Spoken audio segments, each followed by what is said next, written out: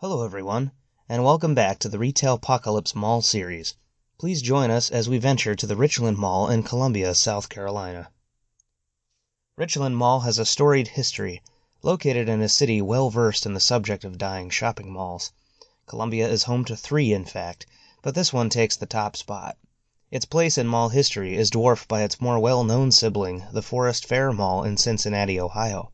Personally, I enjoy Richland better. It's got more of its original elements, and it's the last example of original L.J. Hooker design left in the U.S.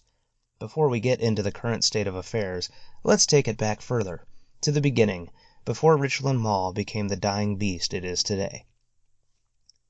Richland Mall was opened by Liberty Life Insurance Company in 1961, featuring an open-air design surrounding a 2-level J.B. White department store. A Winn-Dixie grocery store and a Woolworths rounded out the major tenants, along with 27 stores at 267,500 square feet. An outparcel theater also occupied the site. Billed as South Carolina's first shopping mall, albeit not enclosed, it was the largest retail development Columbia had seen up to that point. That changed as the 60s progressed.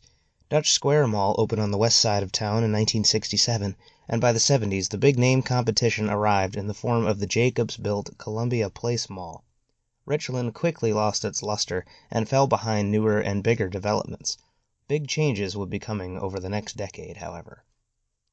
Enter George Hershque and the American arm of Australia's L.J. Hooker Corporation. They stormed America fast with plans to open malls all across the country. High-end, big-market malls, demographics be damned, would open with glitz and glamour and the kind of stores you would find along Manhattan's Fifth Avenue. When the big-ticket items in the form of B. Altman and Bonwit Teller balked at the prospect of opening at these malls, they were bought outright. It was all a failure. While Cincinnati's Forest Fair story has been told to death, the Richland story never seems to get its due.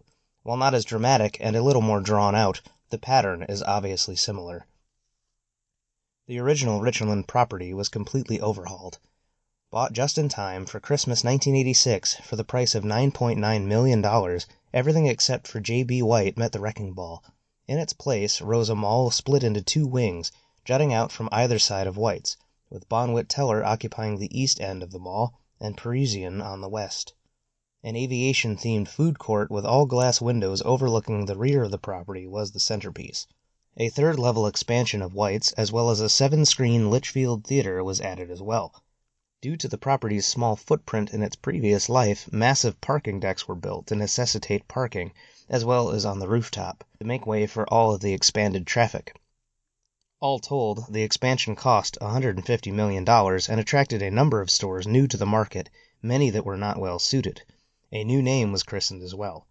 The 875,000 square foot Richland Fashion Center was ready for its spotlight.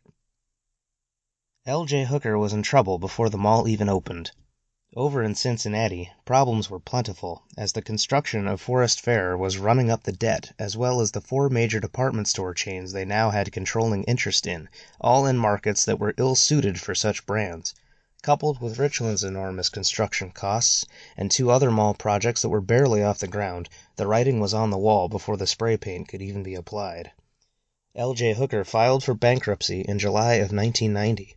Their malls were put up for sale, as well as the department stores they owned. Bonwit Teller and Parisian found new owners, as well as the mall, sold to MPH Holdings, a subsidiary of First Chicago Bank, for an undisclosed sum by the end of 1990. Alas, Bonwit Teller would close by the end of the year. Aside from a governor's gala at $125 a ticket for incoming Governor Carroll Campbell, the building remained empty into 1993 when Dillard's took over. MPH Holdings let the mall go to Baeta International in 1992 for $47.7 million. The L.J. Hooker disaster was officially over, and the mall bounced back. Losing most of its high-end retail, the center would morph into the mid-market mall that should have been intended to begin with.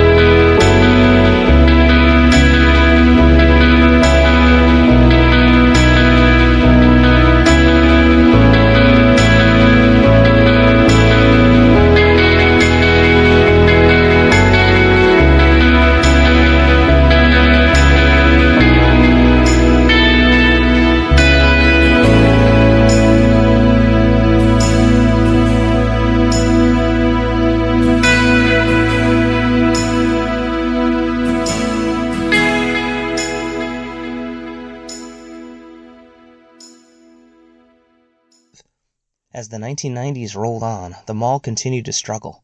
It was poorly located compared to Columbia's other shopping options. The anchor lineup took a hit in 1998 with the purchase of White's parent company, Mercantile Stores, by Dillard's.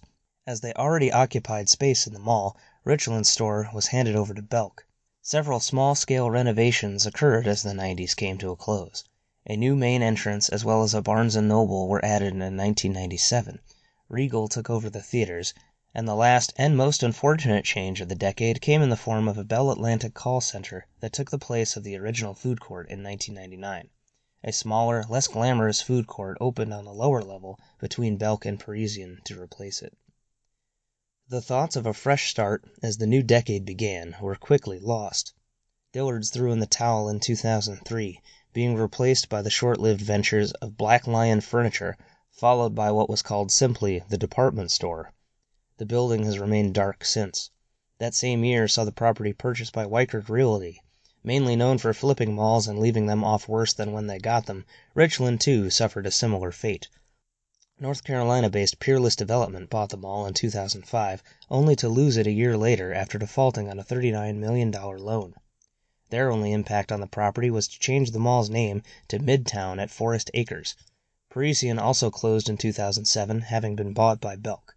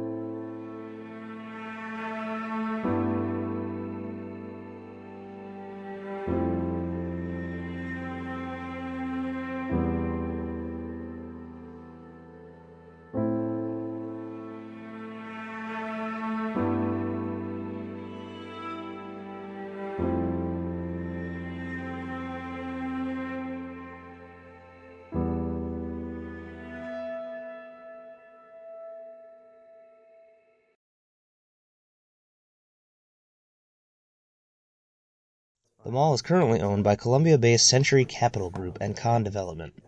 They purchased the mall in 2010 and reverted the mall's name back to the original. They've largely let the mall sit and rot. There have been some community-oriented businesses come and go, and Barnes & Noble, Belk, and the theater still do brisk business, but otherwise not a lot of change or progress has happened. I'd say that's largely due to what I imagine would be the vast undertaking that redeveloping this property would be. As stated earlier, Columbia is host to 2 other struggling malls, and this one is the worst off, both in condition and location. A sad end for a mall that honestly should have never been built. What happens next is anyone's guess, but like so many others, the ending is obvious and creeping ever closer.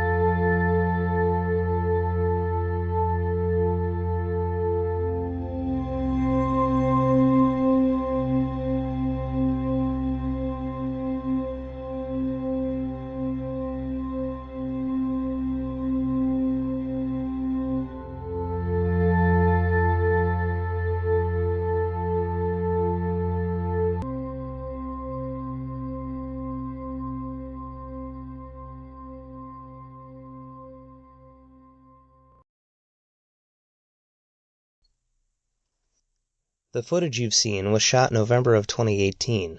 If anyone would like to share the current status of the mall or any news they have for the future of this property, please leave your comments below.